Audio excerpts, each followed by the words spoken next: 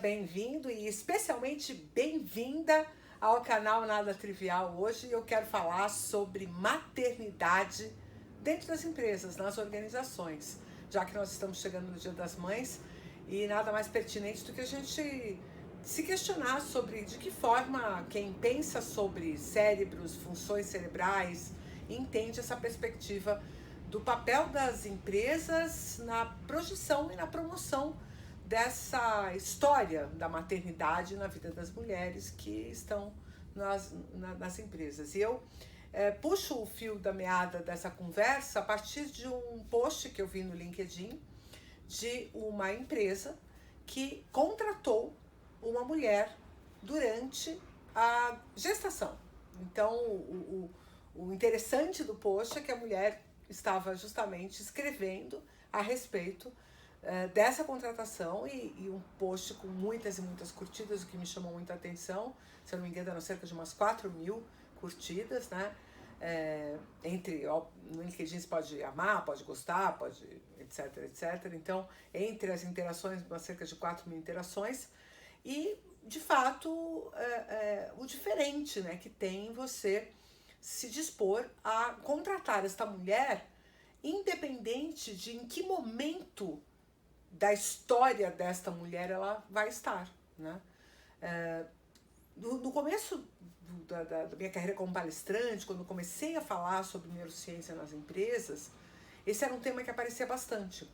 Por quê? Nós estávamos ali em 2012, 2013, 2014, onde a gente estava começando a conversar sobre a questão da equidade de gênero nas organizações, especialmente nas lideranças, né? De que forma que a gente poderia garantir que aquela proporção de mulheres que são entrantes, né, na organização, que é cerca de 55% de mulheres para 45% de homens, em média, nas organizações, independente do setor. Alguns setores, obviamente, isso oscila de uma forma um pouquinho diferente, mas em média é isso. E depois, quando você vai chegando em cargos de liderança, coordenador já inverte, já é 45-55, aí você já vai ter em níveis gerenciais e diretores e C-level um número cada vez menor, a ponto de que nos conselhos, né, a participação de mulheres não chega a 1%. Né? É um número que está próximo de 1%, mas não chega a 1%. E uma parte dessa história, da discussão da equidade de gênero nas empresas, tem muito a ver com esta nossa relação como sociedade com o ato de gestar, parir, ser mãe ou mesmo de ser pai. Porque vale a pena a gente trazer essa conversa para um âmbito um pouco mais amplo.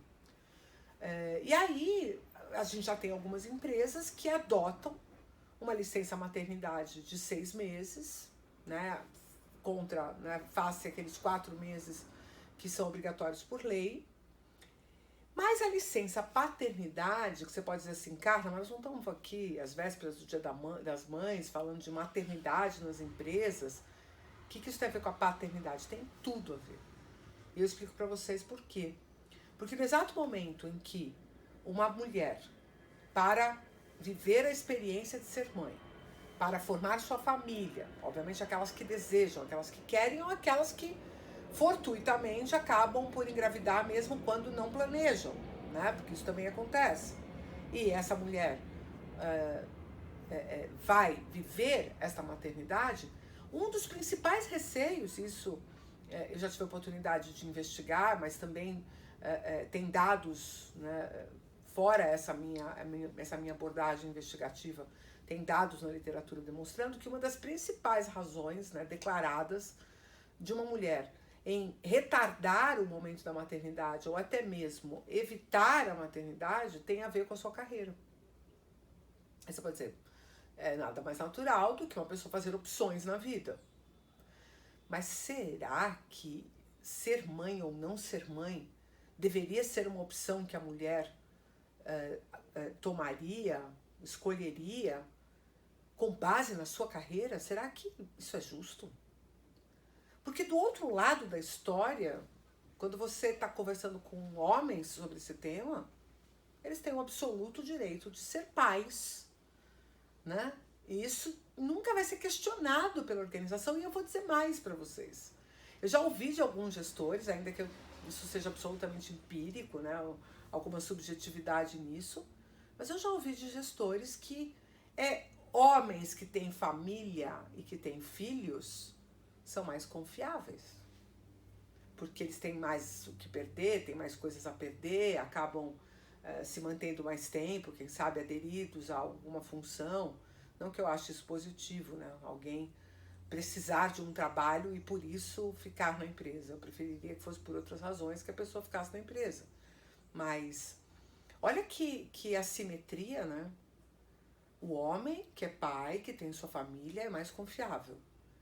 Então ele é estimulado, em alguma medida, pelo modelo social a ser pai, casar, ser pai, ter filhos. E a mulher, muito pelo contrário. A ponto de algumas organizações evitarem contratar líderes, especialmente mulheres, numa idade em que elas ainda podem querer ser mães. Ou mulheres, e isso eu já vi acontecer, que não são cotadas para um cargo de direção porque têm filhos. E filhos pequenos, filhos em idade escolar. E isso faz com que elas sejam vistas de forma né, preconceituosa.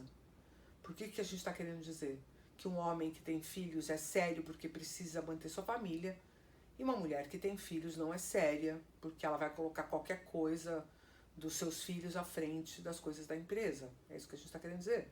Que ela vai conseguir cumprir os horários, que ela vai conseguir viajar pela organização, que ela vai conseguir fazer o que tem que ser feito. Isso tem levado as mulheres, mesmo aquelas que desejam ser mães, porque isso não é uma obrigatoriedade, a congelarem óvulos, a retardarem esse momento da maternidade para um momento mais para o final, né, da carreira. Agora, recentemente, a gente teve na mídia o caso da Cláudia Raia, que acabou com óvulos congelados, engravidando, né, mas de forma mais tardia. Quer dizer, a medicina permite que isso aconteça. Mas isso também significa que eu vou esperar um momento em que eu vou abandonar a carreira, então? Então, tem momento em que é possível ser mãe, tem momento em que não é possível ser mãe. Ou quando eu for mãe, eu já teria acabado minha carreira, porque as carreiras nas organizações acabam cedo. Eu, de verdade, acho toda essa equação muito complicada. Eu acho toda essa equação equivocada na sua origem e na sua lógica. Porque a gente deveria imaginar que pais, igualmente como mães, tivessem os seus filhos à frente, por exemplo, de decisões importantes para o seu trabalho, porque os filhos podem ter adoecido, podem estar precisando de apoio, podem estar sofrendo bullying, podem ter sido agredidos, podem ter sofrido um assalto, podem estar doentes e vão precisar tanto da mãe quanto do pai. E a gente acredita que a mãe deve socorrer e o pai não. Ok. Mas quem sabe o ponto mais importante é que quando você tem essa assimetria entre mães e pais, quando uma mãe, ao parir, vai se ausentar por 4 ou 6 meses que seja, ela tem receio, ansiedade de que quando ela volte, ela não encontre a sua equipe, o seu time, as coisas como eram. E os homens que competem ou que estão no mesmo plano de carreira que ela, ou que estão vivendo a mesma situação que ela, e que podem vir a ocupar o mesmo cargo que ela, não vão se ausentar. Quando se ausentam entre 5 e 20 dias apenas pela legislação brasileira. E nós estamos bem distante de legislações mais avançadas, como é o caso da Suíça, em que mãe e pai têm licenças parentais de 1 ano e 4 meses. E podem tirar essas licenças parentais quando desejarem. Dentro, obviamente, né? E vão optar por fazer isso numa idade em que seja bom para os seus filhos que eles estejam licenciados. E a história no Brasil ainda se agrava, porque é 5 a 20 dias de licença paternidade e eu preciso tirar essa licença paternidade na hora em que o filho nasce. Então, se eu quiser esses 20 dias, por exemplo, no momento em que a mãe está enfrentando alguma dificuldade especial, a criança que vinha dormindo bem deixou de dormir, ou a criança adoeceu, ou é o momento dela voltar ao trabalho, então seria bom que a gente pudesse contar com esses 20 dias do pai, ajudando na transição para uma condição da casa para uma creche ou para uma escola, ou a transição para uma cuidadora. E isso ele não pode optar dessa forma. Ele tem que tirar logo que o filho nasce, como se fosse, sei lá, um bônus para ele poder curtir o filho quando o filho é pequeno, nada a ver com responsabilidade parental. Isso me chama muita atenção, porque essa assimetria é a principal fonte de desigualdade. Não é salário, ainda que salário seja uma coisa grave. Não é espaço para liderança, não é modelo de liderança. É simplesmente o fato de que existe uma condição que é própria da mulher, que é própria do feminino, que inclusive, se as mulheres não exercessem essa condição, a humanidade estaria, né, correndo risco, porque metade da população é mulher e a outra metade veio de uma mulher, e ambas as metades vieram de mulheres, né? Então não há como a gente manter a sociedade se as mulheres não forem estimuladas a exercerem a sua maternidade quando quiserem, quando desejarem, e não serem impedidas por uma projeção ou por uma ideação ou sobre um plano de carreira que ela venha a ter, né?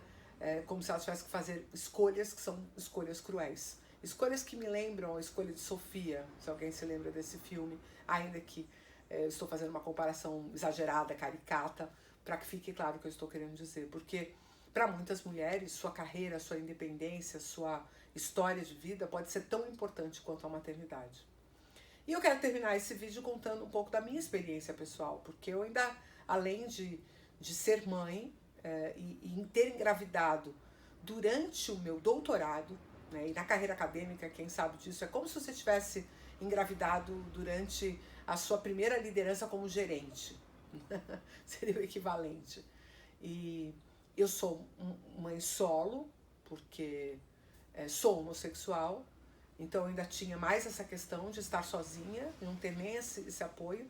Minha rede de apoio era restrita, então isso é uma coisa importante, ter uma rede de apoio. E eu, por vezes, precisei sacrificar o convívio com meu filho, contando com a ajuda de outras mulheres, remuneradas para tal, mas outras mulheres, que me permitiram seguir minha carreira. E como eu estava no doutorado, eu não tive interrupção de prazo de doutorado para além dos 4 meses. E tinha um agravante, porque os experimentos que eu fazia, eu precisava usar éter. E o éter eu não podia usar durante a gestação inteira. E não houve ninguém que falasse em meu favor, de que pelo fato de que eu teria que fazer uma atividade com graus de insalubridade, eu deveria ter o prazo estendido para inclusive o período da gestação. Então há um descuido, há um descaso latente na sociedade que não permite que as mulheres façam uma consolidação dessa perspectiva do feminino. E aqui, né, às vésperas do Dia das Mães, eu conclamo a todos os gestores organizacionais que entendam que algumas escolhas são muito difíceis de serem feitas e que o resultado sempre será alguma base de frustração. E essa conta dessa frustração vai cair no colo dessa companhia, dessa empresa, desse trabalho, dessa carreira ou dessa entrega. Então nunca espere uma entrega completa de alguém que está pelas partes, alguém que está fragmentado na sua própria existência. Você quer ter a seu dispor o melhor talento do feminino, que muitas vezes tem muita empresa que nem sabe o que isso significa de fato, o melhor compromisso, a melhor afã, melhor gana de fazer acontecer, contrate uma mãe, contrate uma mulher inteira. Não que mulheres que não são mães não são inteiras, mas mulheres que querem ser mães e não são mães por causa da carreira, acabam ficando fragmentadas.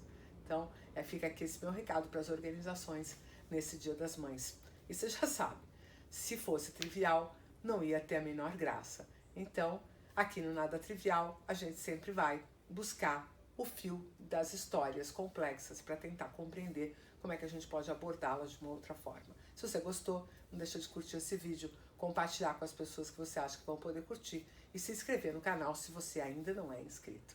E eu te espero todos os dias úteis aqui no Nada Trivial com assuntos diferentes pautados em neurociência aplicada. Um abraço.